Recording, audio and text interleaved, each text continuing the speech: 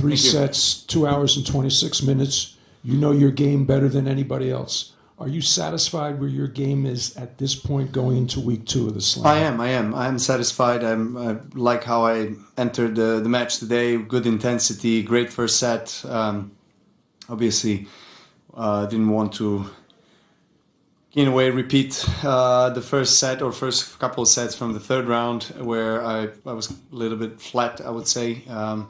And wasn't bringing the intensity that I brought tonight, and that made a difference, especially in the first set. Second set was quite close. He made an early break. I came back. Obviously one of the keys to the win today was try to neutralize his serve, get as many serves back in play as possible, make him run, make him tired. He's a big guy. Obviously moves well for his height, but is not maybe the best mover. So I knew that's where tactically my chance is, and I think I've done well. Particularly in the second and third set, in some key moments, I've held my nerve. I served well and read his serve, made him play always an extra shot. So I'm pleased to go through in straights. Great, congratulations once again. In English, we'll take several questions before we get to Serbian. One question each, if I can get around to. Follow up by Will. Andrew, you can lead off. Thanks, Gary. Andrew Jones, ESPN and Skate. Novak, congrats on the win. Before we talk about Borna and how maybe Victor helped with the tactics with coaching Hamad, Aaron Rodgers here tonight and giving you all the love and then some. The latest legend to meet a legend like you, as well as you being friends with Zlatan and getting a heart emoji for Zlatan. Probably the only person ever. And then the celebrations with Nikola Jokic and him celebrating now the NBA title with horse racing. You talk about those relationships there with Aaron tonight. No, of course. I mean, it's a pleasure to have Aaron in the stands tonight for the match. I hope he enjoyed himself. Obviously, Tom Brady being in my box for Roland Garros finals and sitting next to my wife was a huge honor. I have a relationship with Tom. For several years, we go back. I have tremendous respect for him. His longevity, I feel like his way of approaching recovery is something that I feel like is a subject that interests us both, and we spoke a lot on that topic, and hopefully we will more pick each other's brains more in the future.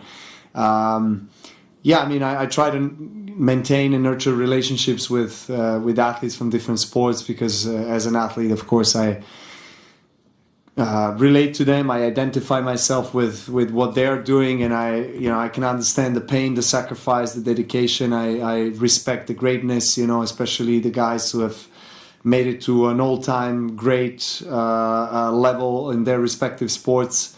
Those are kind of people that you want to be around. You want to learn things from them because you never know. There are things that can be so inspirational as they are. In my relationship with Tom and Zlatan, of course. My favorite football player, no doubt, soccer as you call it here.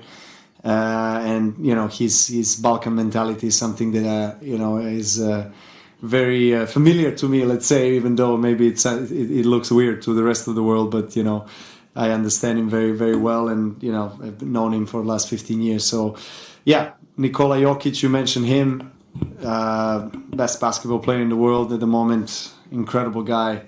Just everyone is so amazed with his skills and with his talent and what he does on a basketball court. I'm not a basketball expert, so I can't really talk about his game so much, but I'm a huge fan. Obviously, a Serbian basketball player coming from Serbia and dominating the NBA is something that doesn't happen very often. I think it never happened in the history of our basketball in Serbia that we had the best basketball player in the NBA. So that's amazing, and we all love him, support him. Currently, there's a world championship in basketball happening. We're in quarters, so I follow that. I try to stay up to speed with all the happenings in sports. Volleyball.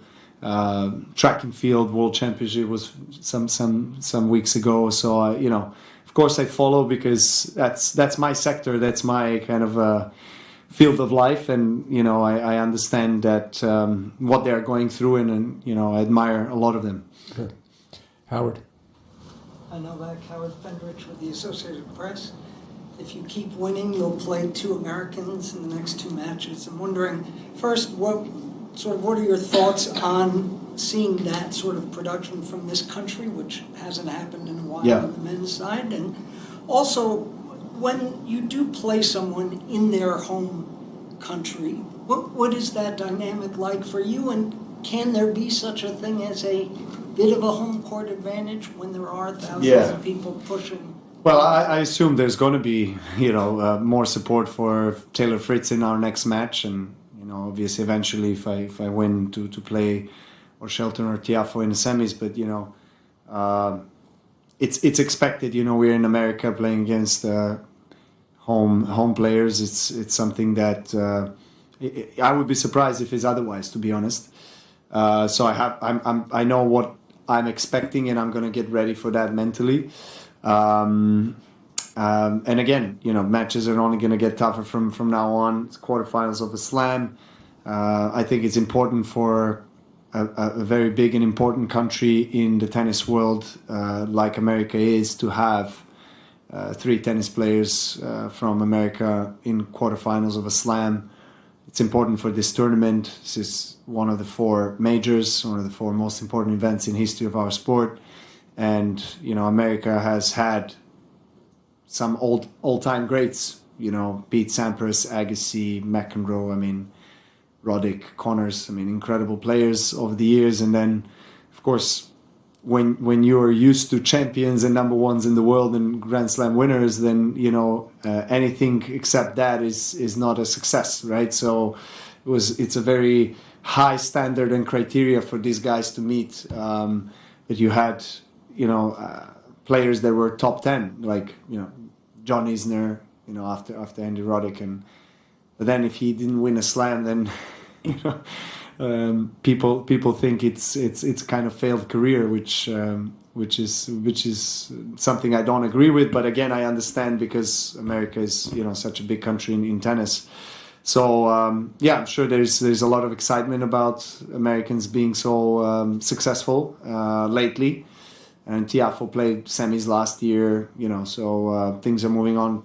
Tommy Paul faced me in the semis of Australian Open this year. So I think it's great. It's great that Ben Shelton, for example, a player who came from college tennis, is playing on the highest level, producing some amazing tennis. I think it's a great message for all the players who want to go to college but then still keep on playing professionally. It proves that it is possible, which maybe up to 15-20 years ago it was completely different. I think especially I remember from my region, whoever goes to college, that's it, goodbye professional career. But